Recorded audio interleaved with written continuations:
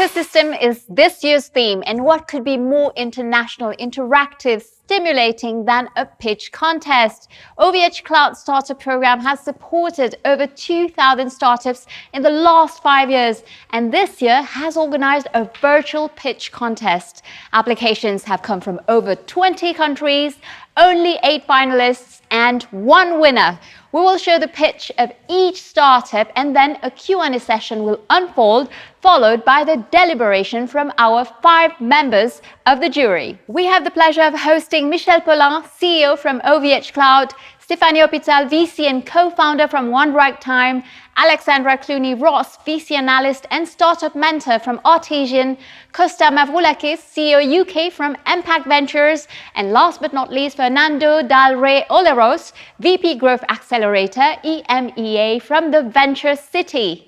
Now we're going to discover all the finalists through these videos. Join me in welcoming Félix Perrault from Omni, a VDI software to deploy, integrate, and use versatile cloud desktops in SMBs. Take a look.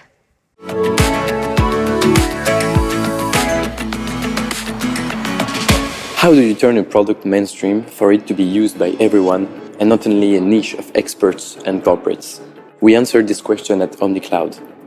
I'm Felix, co-founder, and our team helps small and medium businesses that lack the skills and budget to secure remote work and automate the management of their computers. We love the easy cloud, and we turn old enterprise-class services into plug-and-play solutions for all.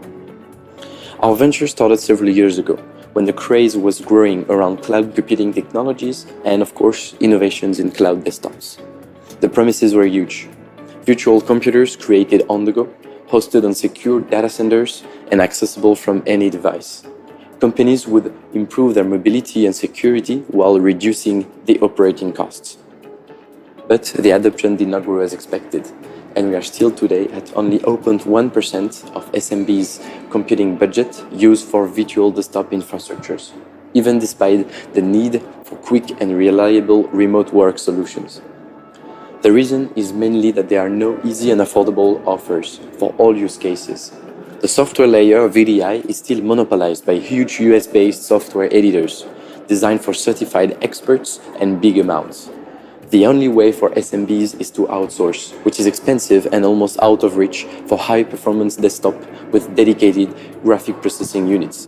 That is why, after 2 years of research and development, we launched a VDI software solution, 100% French, modular for all use cases, and very easy to implement. Today, our customers can deploy VDI in multi-cloud environments in less than 5 minutes, without any skills in computing nor an enterprise-class budget. We partnered with French cloud providers to host most of them and invested in GPU servers for very high-performance needs. Hospitals, schools, small businesses can recycle their old equipment to run powerful and easy-to-manage desktops, all in a sovereign and versatile VDI service from us or our resellers. In less than 6 months, and with only 3 people, we signed for more than 3,000 licenses and started to export in Germany. Today we are 6, mostly young engineers who want to break into the old market of VDI, offer something easier and accessible for the most demanding use cases.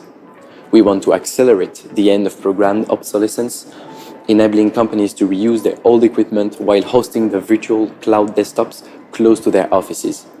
Hence, we will use the 10k euros price to fully automate our solution and integrate it into OVH's marketplace. That way, we will be able to serve the growing demand for sovereign cloud solutions, remote work, and easy computing for small and big businesses alike. Thank you. Now, question time from our jury members. Hello, Stéphanie speaking. Thanks for the very nice presentation. Could you disclose us some figures in terms of KPI, traction, what you have achieved so far? So it would be great to hear that. So currently, so after all the MVPs and the first prototypes that we tested, in terms of figures, we reached 65K in revenue. We started to launch the product commercially in March, at the end of March. We signed, as Felix said, for 3,000 units, and we're currently finishing the deployment of 250 licenses in Germany. So that will amount to between 2,500 and 3,000 euros of recurrent monthly revenue. Hi, Michel Paulin. I have a question about the go-to-market strategy. What is your go-to-market strategy? How do you address the market? Is it full digital, or do you have any type of reseller approach? What is the strategy and the go-to-market point? So the strategy is twofold. First, we have the software part, so we can redistribute it mostly to redistributors. So we don't sell that much directly to end customers. We use IT management companies that already provide this kind of services, VDI services. But we also provide a hardware part. So we designed in a partnership with 2CRSI the best servers possible for our solution to optimize space, to optimize power consumption, and to optimize cost, of course. So we can deploy to those resellers both our physical servers if they want them, or if they already have servers, they can deploy our solution. So we mainly sell to those redistributors that have the end users and that work with the companies. Hi, this is Costa. To what extent has COVID-19 and the new normal that we're in today affected your growth rate since lockdowns? Affected in a very, very good sense. Because with the VDI solutions, we can provide easy and secure remote work. And we mainly focus, due to the COVID crisis, on HPC, so high power computing. So mainly GPUs, so to do 3D modeling, 3D rendering. That was very hard to access remotely. You had to bring your powerful machines home if you wanted to work on those systems. But with our software suites, we optimized and we optimized GPU utilization in data centers and with our partners. And so now, we have a lot of people asking just even for one machine to work with CAD software, so computer-aided design software. Question, Agustin. Who are you competing with, and how is your solution better than those of competitors? We are kind of in a competition with top American giants like VMware and Citrix, but they mostly focus on big companies, and they don't modify their prices and the offers. They don't have specific offers for SMBs. So we mostly focus on SMBs which don't have dedicated solutions for them, especially regarding HPC. So that's mainly who we focus on. And currently we don't have that much competition. It doesn't mean that there's no competition, but the solution is optimized for them, so the cost is optimized for them. Of course, we don't offer the whole solution that VMware or Citrix can offer, but that's not a problem because our customers don't need all of those solutions. They need an efficient and reliable solution, but all the networking suites, all the backend security, etc., that a huge group would need, of course, is not really needed for SMBs. So we are in a competition with those people, but in a different market.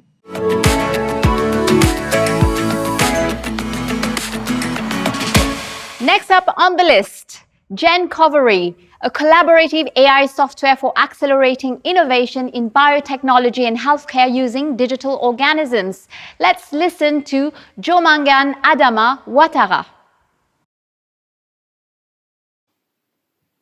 Good morning. My name is Adama, CEO and co-founder of Gencovery. I'm working with my partner, Wassim Aboujaoudeh, CSO and co-founder of Gencovery. We each have more than 10 years of experience in both academic research and industry. Gencovery is supported by several partners in industry. The Technology Research Institute BioAster in Lyon, Bayer, OVH Cloud, but also by several partners in academia. Today, pharma and biotechnology companies are generating huge amounts of data, and it is harder and harder to extract new insight from this data to discover or produce new drugs. The development, and in particular the bioproduction of new drugs, such as vaccine, is highly strategic for pharma companies and European government. Gencovery is developing a unique solution, earlier prototype at BioAster, that allow pharma and biotech to create digital model of cell metabolism called digital organism in order to allow them to better leverage their data and accelerate the drug development and bioproduction of drugs. Unlike our competitors, we combine our digital organism with a collaborative artificial intelligence platform. To succeed in the digitization of pharma and biotech pipelines, such collaborative approaches become today necessary to better leverage not only data, but also integrate heterogeneous expertise and skills into pharma and biotech companies.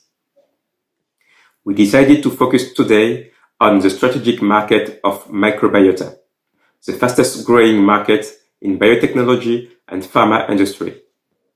With this positioning, we ambition to be the global leader of digital organism and expand later in all sectors and therapeutic areas. Our business model is based on the sale of subscription to our web services, the sale of training, scientific and technical support to our clients. During 2021, we will use our software ourselves to deliver first modeling services to industry clients. We plan to release the first version of our software end of 2021. To reach this milestone, we'll need to develop object storage functionalities to be able to efficiently store and manage our machine learning and deep learning models. This context will therefore allow us to accelerate our development during 2021. Thank you very much. And now the questions from our jury members. So, who are your customers? Who are really your customers? And so, what I understood is 100% digital. And what is the business model we are working on? What is the type of subscription? Is it per usage? So, 2 points. Who are your customers, and what is your business model of your instances? Okay, our customers are pharma and biotech companies, big pharma, for example, or small biotechs. And what we are selling today is subscription. It will be a renewable subscription, and we'll have one license per person, per bioengineer in pharma and biotech. How defensible is the technology? How do you defend your solution from new entrants? Okay, today we have protected our software by the secret, and we rather to go rapidly on the market because on the digital, the first is the winner. And we are developing in parallel deep tech solution with partners and with the University of Lyon, and we will decide to protect maybe best development by patent. But what is really important today, and when we are discussing with many people in industry, academia, it's really important to disseminate rapidly our solution. That is why the collaborative approach is really important, and we decided to really deliver the first version with this technology.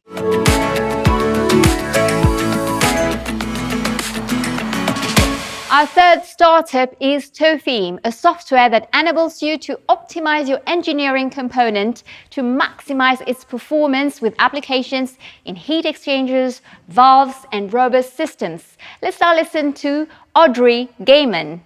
Hi, I'm Nicholas Rasky, an engineer at Toffee AM, the design software for additive manufacturing. This is the first bridge built using iron in England. It's easy to notice that this bridge inherited its design from bridges that came before it made of wood. Its designers had a new material to play with and yet maintained an almost identical shape. It has taken 2 centuries to get to something like this, the Millennium Bridge. This is because when a new technology is introduced, the human mind takes time to learn and exploit the opportunities that have become possible. This is also the case for additive manufacturing.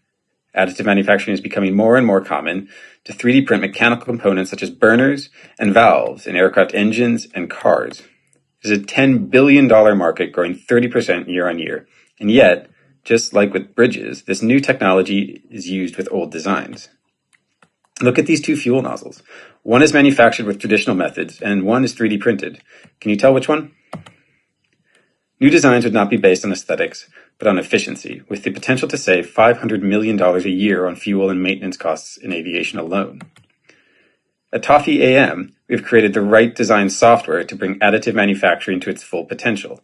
Using intelligent, generative design, our prototype is already 20 times faster than current tools and is able to design solutions that are 40% more efficient. This is what a traditional heat exchanger looks like.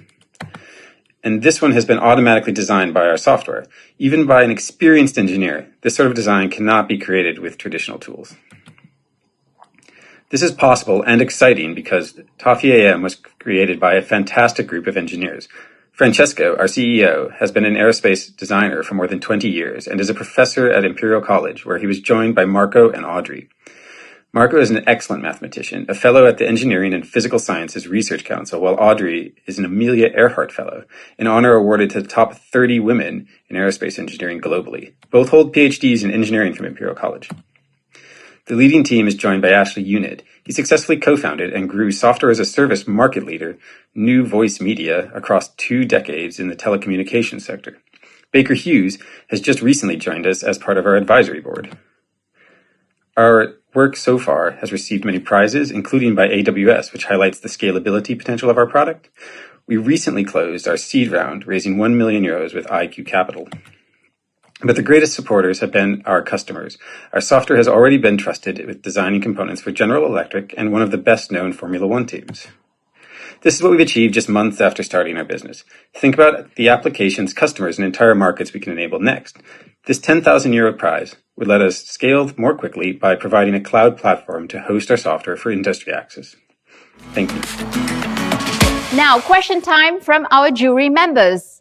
Explain what your business model is, as it wasn't clear. All I can assume is that you aim to sign bespoke contracts with the large organizations.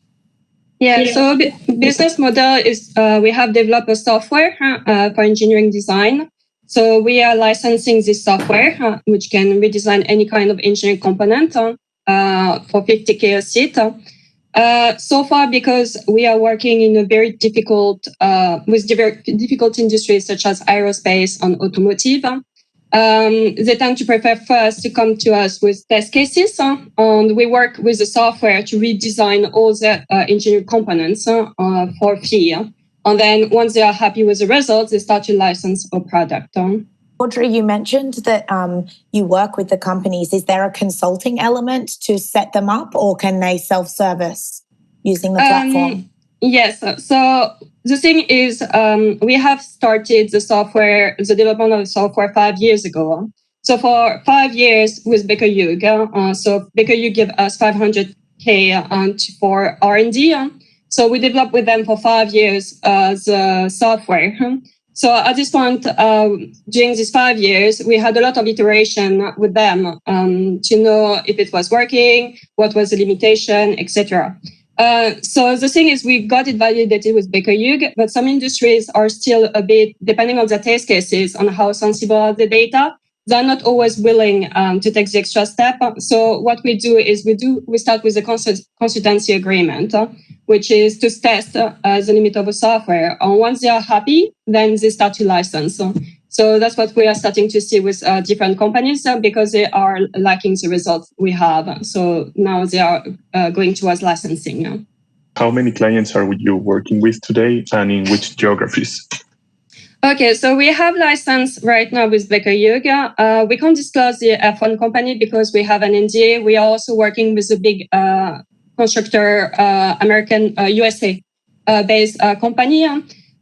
We are currently going on a project with also Boeing, and we are in discussion with Rolls-Royce for further project. We are, let's say, like we just finished to raise 1 million euros through venture. So we just closed our pricing. So we started to grow as a company. So we went from 3 to 8 employees at the moment. So we are in the process of acquiring customers. So yeah.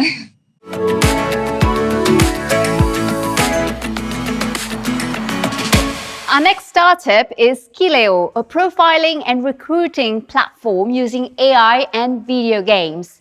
Let's now listen to Pierre-Henri Chabrouty. Hello, sorry, I'm walking. Hello everyone, I'm Pierre-Henri, a team member of Skilleo, a revolutionizing profiling and recruiting platform. First, let me introduce the team. Hugo is our CEO. He specialized himself in human resources. Stephanie is our CFO and CEO. She's a tease with numbers. Thanks, God. And I'm the CTO. I specialize myself in video games. In data science. First, let me introduce two different environments. Recruitment, esports. First, you need to know that the recruiting industry is in complete inertia, unable to renew itself while the demand continues to grow. On the other side, video games are more and more present in everyday life. So, we designed Skilleo, the first evaluation solution based on soft skills. Skilleo is able to measure the soft skills mobilized by candidates during their games. Soft skills are, for instance, decision-making, teamwork. With our tool, we are able to bring equal opportunity to everyone, more efficiency thanks to AI automations, and more attractiveness thanks to video games. But we are facing many challenges. We need to collect a lot of data, we need to build a robust data science model, and a SaaS platform. So we need the best cloud platform, OVH Cloud. To do so, we designed our roadmap, divided in 4 main categories. Research and development, where we work with the help of researchers to build a reliable solution. AI for building our data science models, IT for building all the infrastructure needed, and support for all the rest. Communications, sales, funding. Our ambitions is to revolutionize the recruitment market by providing a disruptive way of profiling candidates. First, we will focus on the French market, where we already launched some POC. Then we will focus on the international markets. Last but not least, winning this prize will be a consecration for us, strengthening our credibility and our visibility to investors that we intend to commit as of 2021. By winning this prize, we will be able to develop our solution and to invest in a cloud platform of the OVH Clouds. Thanks for believing in us. Let's now listen to the questions of our jury members. You're operating in a very crowded market. How do you see your differentiation? And don't you think that the gaming component you're doing is a nice feature, but not a way to take the market? Actually, the market is not so crowded, I would say, in the fact that what we are focusing is really on the part of assessing candidates. So what you need to know is 44% of candidates are going through this kind of test. Most known one are MBTI, for instance. And what is where I think we are disruptive or changing the thing is the fact that we are bringing some attractiveness to this. Video games are more and more present in everyday life. And one important thing on the fact that it can be also, let's say, a risk is on, let's say, on the candidates, it's 48% of players are women. So I think we are quite open. More and more people are playing games, 72% of French people. So the market is, I think, is waiting for that. And we already did some POC with Ville de Paris, with Pôle emploi. And they are really, the feedback we get, we are really, really good about it, even from human resources director or innovators. So I think the markets need to change. It had not been changed for years. So I don't think we have an issue to let's say, to penetrate the market. How many are you and how you are funded so far? Actually, we funded it. It's only co-founders who bring money to the company. We are looking for more funds. We are focusing on the PIA, which is the richest fund, to be able to continue on our research and development. We are also focusing on Winco, which is another help based on a loan. And then, as of beginning of next year, we will start to try to fund fundraising.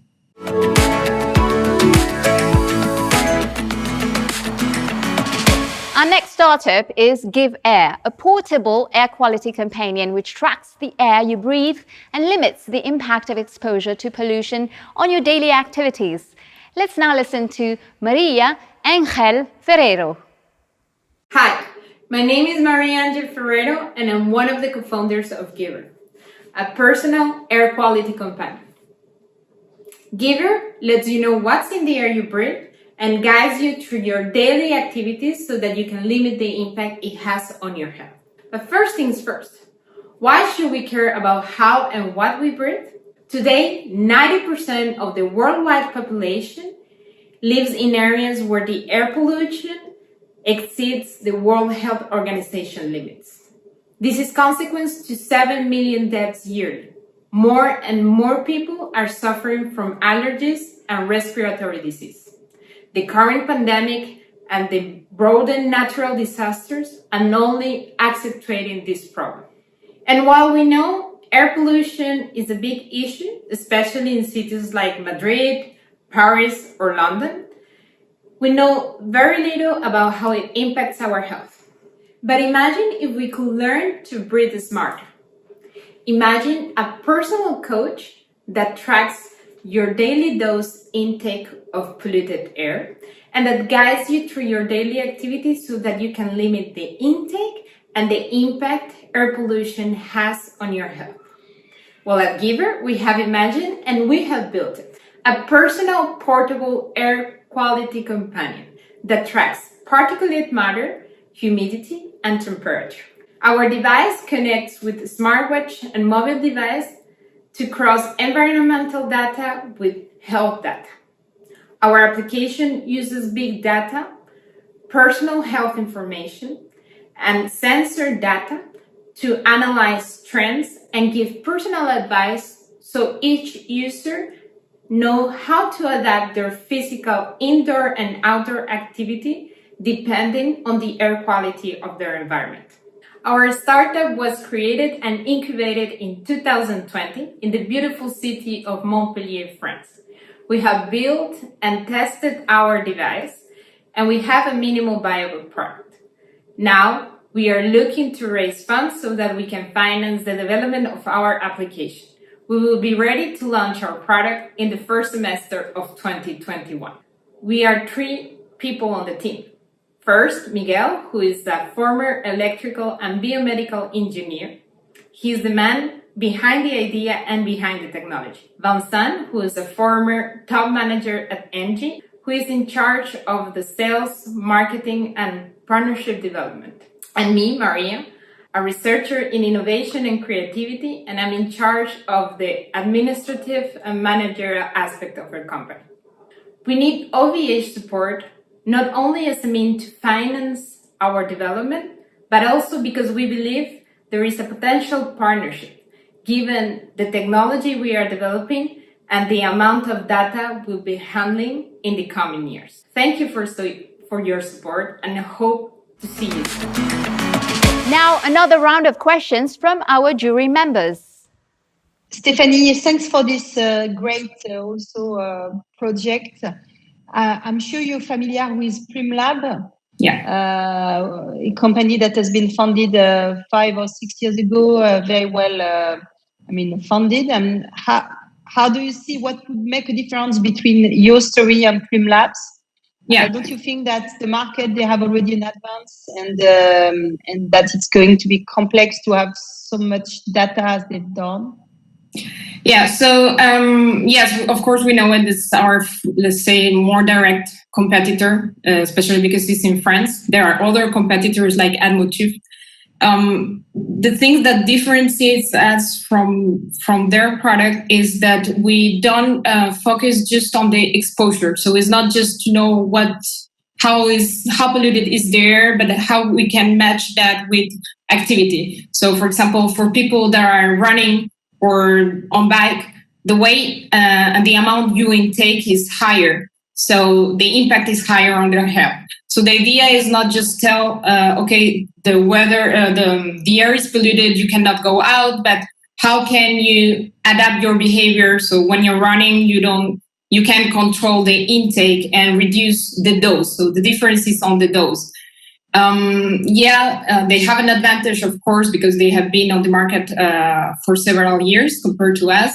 But I believe that with what is going on today in the market with the pandemic, and there is a raise of awareness of users, and there is also a change on the behavior. I think the potential for the market is still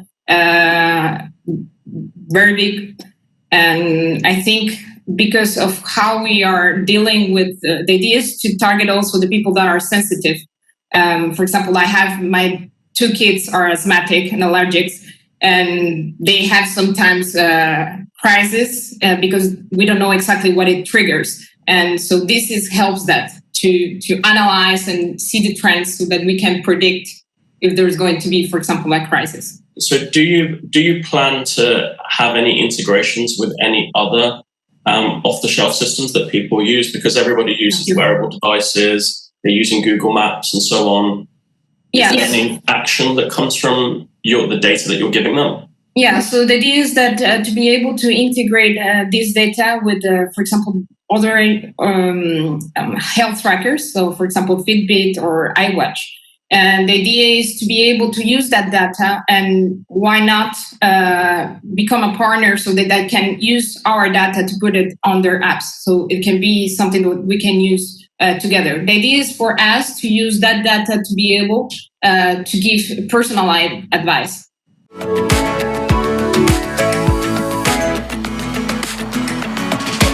Next finalist, Ender Ocean, a video game with real-world impact whose objective is to clean the oceans.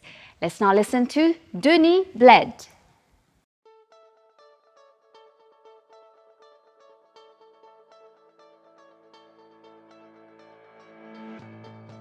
L'objectif d'Ender Ocean, c'est de faire participer les joueurs de jeux vidéo aux opérations de dépollution des océans.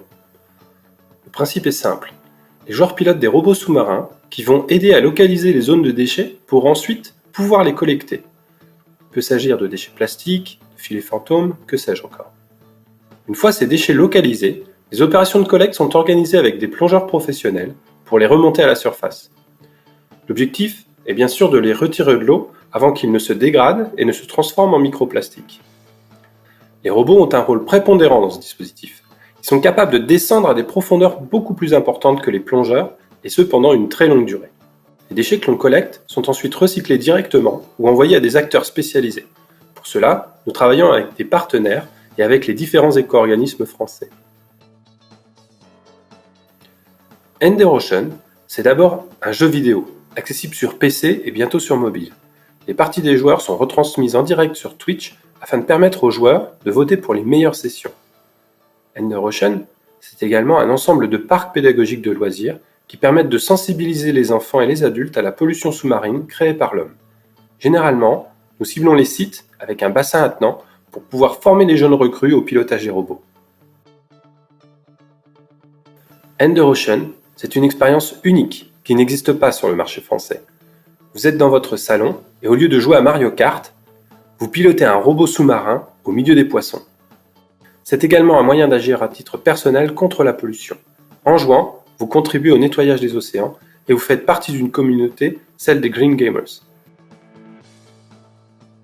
Ender Ocean est une entreprise à mission au sens de la loi Pacte. Nous nous engageons pour la protection de l'environnement marin et pour la sensibilisation des enfants aux problèmes de la pollution des océans. Nous organisons des journées de pilotage et de dépollution que nous proposons aux comités d'entreprise de grandes structures. Nous organisons également des journées de sensibilisation et d'apprentissage au pilotage. Nous ouvrirons bientôt le jeu au grand public dès que nous disposerons d'une flotte de robots suffisante et que nous serons prêts pour une utilisation massive.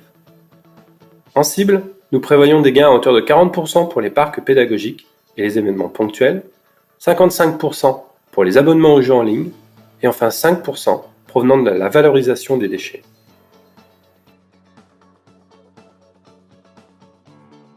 Nous recherchons actuellement 300 000 € pour compléter la flotte de robots, financer les travaux d'amélioration de la solution, ouvrir un parc et acquérir notre première base flottante de collecte des déchets.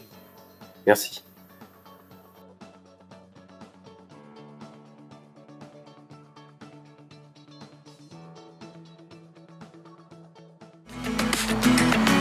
And another round of questions for Denis from our jury members.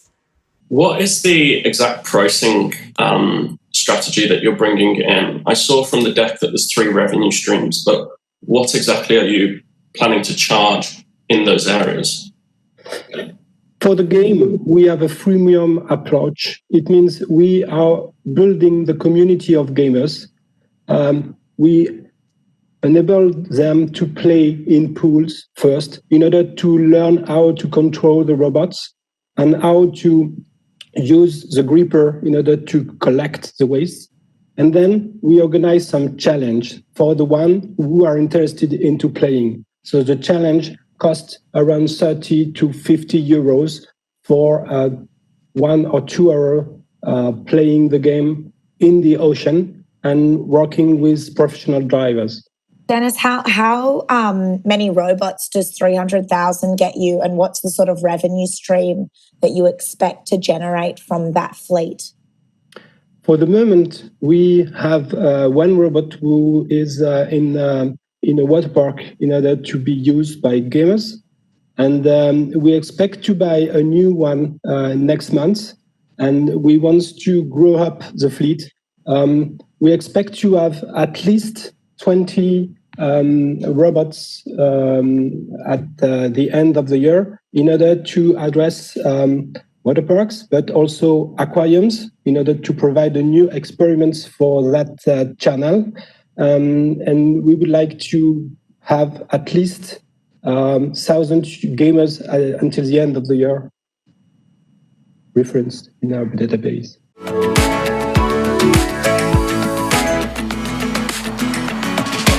Our next finalist is Tubr, which manages the crowd levels on your public transport journey through deep tech, data, and clever UX. And to talk about it, we have Dash Tubr. Hi, I'm Dash Tubr, CEO and founder of Tubr, a mobile app tackling the issue of overcrowding on public transport.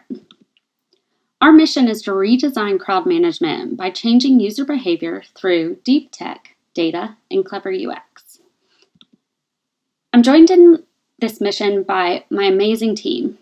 Myself, CEO and founder, I'm the key evangelist, but not only that, I keep our strategy on track and our team focused. Nicole is our technical mastermind. With a master's in physics and a wealth of machine learning experience, he's making this dream a reality. And Kelly, our UX designer, joins with a master's in design and a keen ability to understand the user's problems. Our marketing interns never stop trialing new, innovative, and creative ways to get our message heard. So let's break down the problem for you. Crowding on public transport has been a growing issue amongst commuters for the last decade. Regulators and transport planners monetize the service by cramming more and more people onto a train with little concern for the discomfort of the users. Users accepted this as the way it was, and still the most efficient way to get from point A to point B, until COVID became the concern for safety by creating distance, making this a requirement. Back-end systems analyze the data, but often take days to run, meaning any crowd management changes are typically 4 to 5 days delayed from the time in which their occurrence took place. But we have a new way. We're putting control into the hands of the user. We will analyze the user's movements in real time through location tracking and user feedback so that we can take advantage of each high and low point in the crowd trends. But how does it work? We provide a crowding prediction at station and train level. The users allow their location to be tracked and provide feedback letting us know when we get it right, wrong, and also what they're seeing. But the real game changer? As we grow, we will provide individualized suggestions to each user, changing human behavior and swapping the ability to manage the crowds from the back end to the user. The app is only the vessel because the back end is where the magic happens. Our cloud-based solution requires multiple machine learning modules, the ability to process, learn, and retain historical and real-time data, and manage user permissions and cloud resources in an effective and a cost-efficient way. Our technology is constantly learning, just like we are as a team. Our focus comes from the ability to set strong OKRs and to help us achieve our goals. In the coming weeks, we've set a few key milestones that will help define our success. We've recently brought on a partnership director to help us grow our data offering and explore new avenues for fast growth, including a B2B model. We're looking to hire our first full-time developer, and we'll be launching the app on the Apple Store on October 2020. It's around these themes that we plan to spend the $10K should we find ourselves in the winning position. Before we go, we thought we'd leave you with a little sneak peek of what's got commuters so excited for October. We believe we're the key to getting cities moving again, to rebuilding confidence in public transport, and moving forward towards the new normal. We'd like to invite you to join us on our journey as we make Tubr happen. Thank you for your time, and we look forward to speaking soon. Let's now listen to the questions of our jury members. How far are you in terms of development? You hear me? Yeah. What prevents? I mean, how are you going to be able to compete with such a market?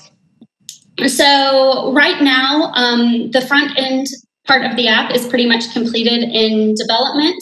The back end is ticking along nicely, and we're planning a October 26th to October 28th launch. So that last week of October, we should have the app out. As far as competition in the market, we're really focusing on crowds. So our market research shows that the majority of people use several different apps to plan their journey. We're not a journey planner, which is Move It, City Mapper, TFL, etc. We're focusing on the user experience for what someone can expect for when they're going to enter a station or when they're going to get on a train, specifically on the London Tube for our MVP at this period in time. The only real competitor that's offering the type of solution that we have right now would be Google, and they have our market research shows that it actually isn't touching the user's need at all. What is your business model? It wasn't clear from the deck. How are you planning to make money? Yes, so it's quite simple. We have 4 different streams of revenue that we've identified. So we are a B2C business to begin with. So in the first year, our focus is on getting money into the business via ads in the app.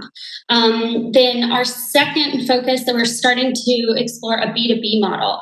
When we started the business in early 2020, there wasn't a B2B play because we were mainly a consumer focused. However, with so many companies interested in getting their workers back to work and back into the office, we've been approached and we've started doing market research for how we can build a B2B version of the app, which will make that happen. So in year 1, those are our 2 focuses for bringing revenue in quickly. Moving past year 1, we are building our own data set. And so data sales for the mobility market will be a revenue stream that gets added after year 1, but it will take us about 14-ish months to build a data set that we think will meet those needs and those requirements. Thank you very much.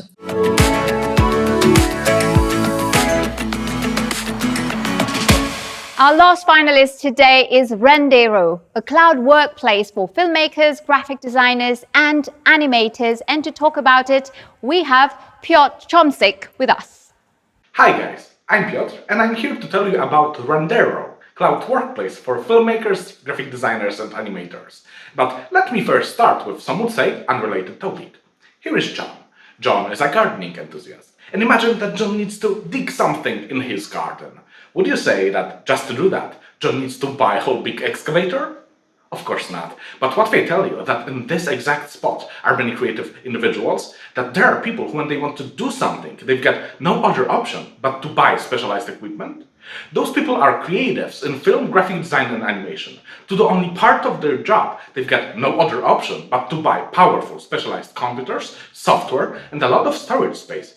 Even if part of their work they're gonna use it for usually takes them only around 10 weeks a year. I've experienced this problem on my own. I was one of those creatives. I did things such as primetime shows for Discovery Channel and Canal+, and during years of my work, I found out that this problem is common to every individual in this industry. Right now, this kind of creative individual can either buy those powerful but stationary computers, or he can trade some of this power for mobility by buying those heavy laptops, and unfortunately, he can't perform his work comfortably on his personal devices. They just lack the necessary power. But all of that changes with Renderro. Renderro is a cloud workplace that they can use instead of their traditional workstations. They can run all of their favorite programs and work on all of their projects remotely in our cloud infrastructure. Our solution offers them 4 key benefits: mobility, security, collaboration, and cost effectiveness. How do we do that? We give them powerful cloud workstations, secure cloud storage, and easy-to-use managing platform. Thanks to those, they get ease of remote work and collaboration, secure storage for their files and projects, and instant access to the highest possible computing power. And the best thing is that they can access it from any kind of personal device. They can access it from MacBook Air, from Windows Surface, from tablets, even from their phones. And all of this is done in pay-as-you-go model, so they pay only for what they use. Let's talk some numbers. Total addressable market for this solution is estimated on $26 billion in 2019 and is expected to grow in the following years. So as you can see, there's a lot of potential here. Right now, we are in a public beta stage and we have our first paying customers. We are still developing our solution and we are looking for opportunities that can help us to reach the international market. By following those links, you can find a lot of additional information about our project. I'm sure you're going to find it interesting. And please also remember to follow us on major social media channels. Thanks, guys. I'm Piotr, and I was telling you about Renderro, cloud workplace for filmmakers, graphic designers, and animators. And of course, please contact me if you have any further questions. Final round of questions from our jury members. So can you tell us more about your team, especially on the tech side? Yeah, sure. We are a happy team of 10. Our CTO is Lukas Więcek. He's an experienced full-stack developer who was working for Facebook, for Bank of America, for Yplan. Most of the time he spent abroad working for those companies. We've got experienced infrastructure engineer, DevOps, Jacob Andrzejewski, who is experienced in AWS and Azure. Which are our main cloud providers at the moment. We've got our specialist of virtualization, Łukasz Węglarczyk. We've got additional front-end full-stack designer. We've got UX designer, and we've got also 3 people from outside of the technical team.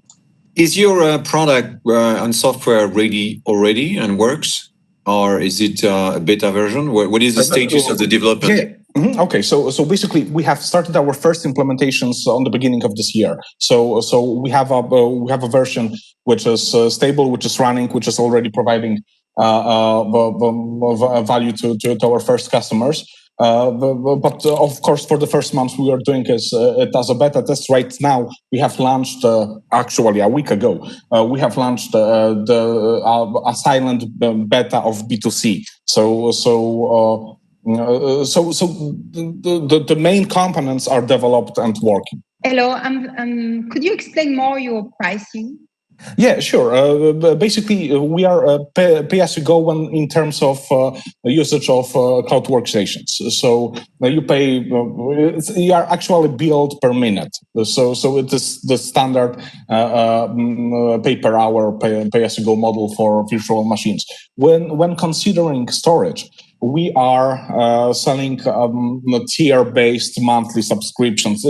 You can cancel it anytime, so you open it only then when you, as a freelancer, when you expect that you will be doing your projects. Well, it's already over. 8 startup, 8 pitches, and now time for deliberation via a shared scoring grid and a separate chat room in which the jury are discussing their opinions right now. I had a great time listening to all of them, but in the end there can only be one winner. And I'm going to let Michelle announce who the winner is. First, I would like, on behalf of OVH Cloud, to thank all of you, and of course, to thank the jury members. It was, I hope, a good experience for you. This contest, from my side, was very passionate and very interesting, and we have a sort of real proof of how startups and entrepreneurs are innovative, dynamic, and that's really something exciting. All the finalists had great ideas, and of course, it's always difficult to make choice and to make votes. So it's really a sort of hard time to have to make a selections. But I have the mission to give the final cut of this contest. And we first decided to create a special prize for innovation. And I think the jury was unanimous. We believe that there was something interesting with Under-Ocean. And because it's a sort of mixed but really strong innovative approach, and also a sort of tech for good approach, where points which we believe were should be awarded by a special prize. And so Under-Ocean would have the chance, I hope, to have a sort of mentoring by Octave and myself. I don't know if it's a chance. Maybe it's not really a prize. Finally, I don't know. It's to have a few hours with us, because I think there is really a great idea there, and we hope that this idea will continue on that. But there is a winner, and we took a venture perspective. And as the jury, as all of us have decided that Omni Cloud is a winner. And we had the conviction that Omni was the sort of most advanced in the process, and that we are very proud.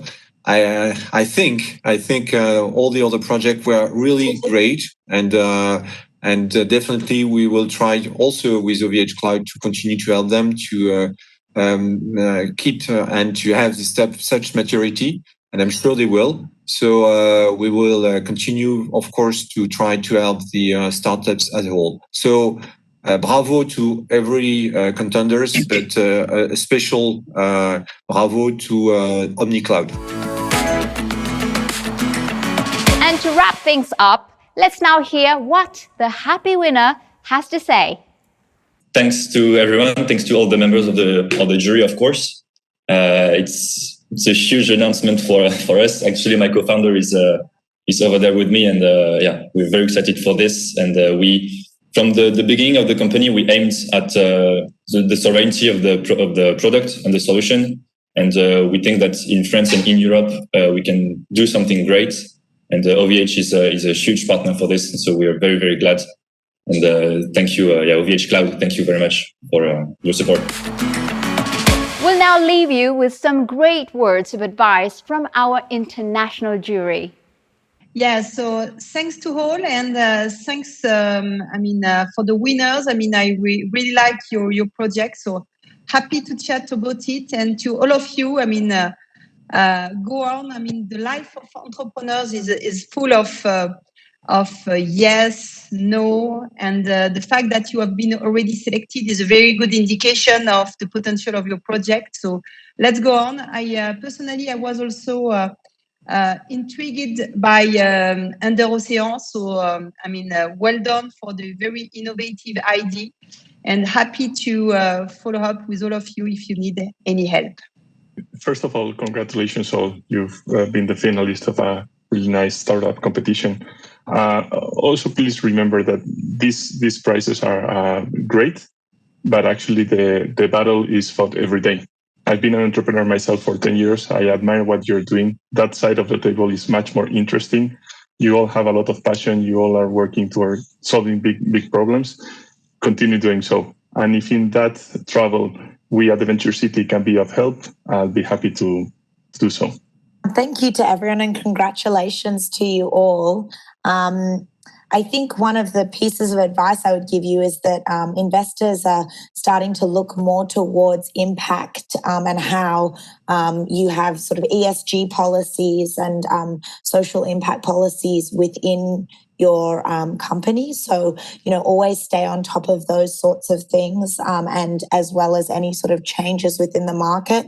And, as Fernando and Stephanie said, I'm really happy to chat with any of you, particularly if you're interested in sort of Asia Pacific and Oceania. I know most of you are based in Europe or the US, but if you're interested in those markets down south, more than happy to chat to you about those. Thanks, everybody. I was really impressed by all the presentations, and I think you've got some very clear strategies there. My tips would be to not just focus on the current marketing strategies that every company is going for, like pay-per-click, social media, etc. Think about what partnerships you can create, what press opportunities that you can create to shine a spotlight on you so that people come to you. And I'd be very happy to connect with anybody. I know a few of you have already reached out. Thank you for attending, and special thanks to our jury members and startups. Keep building and follow us on social media wherever you are in the world. You will find startup program team members in various localities. More info on the EcoX platform. Hope you had a great event. Until next time, goodbye.